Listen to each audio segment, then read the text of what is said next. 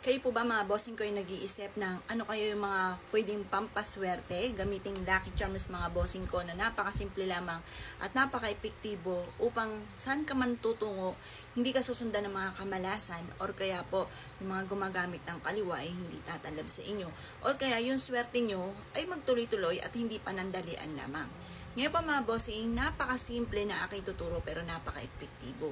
Ito pa mga bossing ko ay mabilis na panghatak ng swerte, lalo na sa kaperahan, na numero unong sipag at tiyaga, double time sa pagkayod. Kasi kung ikaw po mga bossing ko ay batugan, at ikaw po mga bossing ko ay laging daing ng daing at wala kang pera, abay huwag kang daing ng daing, parang pinapagod mo lang ang sarili mo, at higit ka na nakaka-attract ng negatibo. Kasi tayo po mga bossing ko, para maging positibo ang mga dumating po sa atin, kailangan positive lagi ang ating ibinubukas sa bibig. Ano po ang akin binabanggit na ito na isa sa mga pinakamaswerte? Bukod sa halimbawa mga bossing ko, pagigising nyo sa umaga, kasi minsan may araw na parang wala ka sa mood, tinatamad kang bumangon. Ngayon pa mga bossing ko, mag-inhale, exhale ka lang. Pagkatapos ito, inhale, exhale at hindi buntong hininga ha. Ngayon pa mga bossing, kasi meron ako kakilalang ganyan, buntong hininga ang ginagawa. Huwag po ganun. Kasi ang buntong hininga mga bossing ko, parang pasan mo ang daigdig, yan po yung nag-a-attract ka rin ng mga negatibo. Kaya mas mainam, ako po kapag may tao ako na nagbubuntong hininga, sinisita ko kaagad. Kasi malas po yun mga bossing. Ngayon pa mga bossing, inhale, exhale. Huwag mo munang pwersahin yung inyong sarili. Tapos mga magaganda ang inyo pong sasabihin na ngayong araw na ito magkakaroon ako ng malaking benta kaya kailangan kong bumangon na ng maaga. Ngayong araw na ito gusto ko ako iswertihin kaya hindi ako magsasabi ng pangit. Ngayong araw na ito gusto ko na maka-attract ng maraming pera. Ganun pa mga bossing. Mga magaganda sasabihin po ninyo. Ngayon, minsan kahit magaganda sinasabi, pero lutang, ang isipin nyo pamilya nyo, ang isipin nyo anak ninyo, ganun pa mga boss, ganun din ang payo ko sa kanila eh.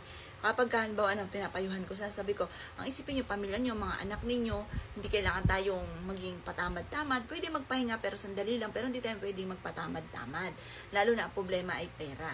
Ngayon pa mga bossing, o siya, subukan nyo po ito ha. Bukod sa pagiging positibo, magdasal ka ng taimtim, i-release ko na nagpapabigat ang kalooban, kumuha ka na yung timbang tubig ninyo, lagyan nyo ng kaparanggot na asin, ugaliin nyo po yung konting-konti lang, tapos ipampaligo nyo po siya. Tapos mag-apply ka ng lotion, mag-apply ka ng mga oil sa inyong katawan, nag-a-attract din po yan ng pagiging positibo. Pag naamoy mo yung sarili mo, ang bango, para bang malakas yung kumpiyansa mo sa inyong sarili. Ngayon pa mga bossing, bukod po dyan, mas mainam pa. Kumuha ka mga bossing ko ng 20 pesos. Yan. Ngayon po, bakit kailangan ng 20 pesos? Ang 20 pesos, di ba, bilog, para tuloy-tuloy ang swerte. Tapos, yan po ay silver. Ang silver, nagtataboy po yan ng mga negatibo. Ayaw ng mga gumagamit ng kaliwa ng silver. Kaya, mati, kapag misot ka mga silver, mga bossing ko, or may dala kang barya sa bulsa po ninyo, hindi ka talabi ng mga kulam, or kaya mga palipadangit, sumpa, or kaya po yung mga balis-balis, hindi ganun. Hindi ka talabi ng mga ganon. Pagkatapos mga bossing ko, ang sa gilid po niyan ay rose gold. Mabilis na pasok ng swerte, mabilis na solusyon sa mga problema, mabilis maka-attract ng swerte, lalo na sa pera, yan po yun. At pagkatapos ito mga bossing ko, mas mainam kapag nag-wish ka na dito, budburan mo siya ng asin, or kaya i-dip nyo muna siya sa asin, or yan pa mga bossing, ganito pong gagawin po nyo, ilubog mo muna siya sa asin, or kaya i-ganyan nyo siya sa asin yan. Pagtapos pag-aalis ka na, lagyan nyo po ito sa bulsa nyo. Pag-aalis ka na. Parang nakabilad siya hanggang alas 8 ng umaga, sa liwanag ng sinag ng araw. Pagtapos, pag-aalis ka na, kunin nyo na po siya at ilagay sa bulsa. Tapos to, hayaan mo sa harapan ng inyong tahanan. Maganda na meron kang ganito. Pang-cleansing po ito eh. Para kayo po ay hindi makaranas ng mga ganyang pagsubok, laging walang pera, laging problema ay pera, ni makain ay wala. Yan po mga bossing. Kasi importante po yan mga bossing ko. Yan. Ngayon pa mga bossing, kung isa ka sa mga naniniwala at na-issue po itong gawin, subukan nyo po ito. Alam nyo po ba mga bossing ko, ito napasin ko lang ha, pero ewan ko kung sa inyo po ano.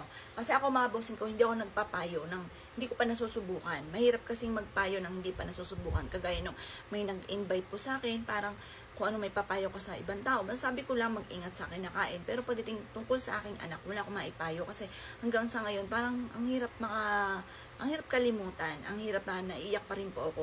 Ayun po, ganun ang pag-uugali ko. Mahirap ako magpayo kung hindi ko pa nasusubukan. Ngayon pa mga bossing, Ito po, masisigurado ko po sa inyo po mga bossing ko, na iaadya ka lagi nito kung saan lagi kay suswertein. Dahil sa pampaswerte ko nagsimula mga bossing. Ngayon po mga bossing, kung isa ka sa mga naniwala at nais nyo po itong gawin, subukan nyo po siya dahil napaka-epektibo at ang pagiging positibo sa buhay, yan po mga bossing ko, masigit ka na makaka-attract ng swerte. Kaya kung kayo pininiwala at nais nyo po itong gawin, ay siya mga bossing, good luck po sa po lahat.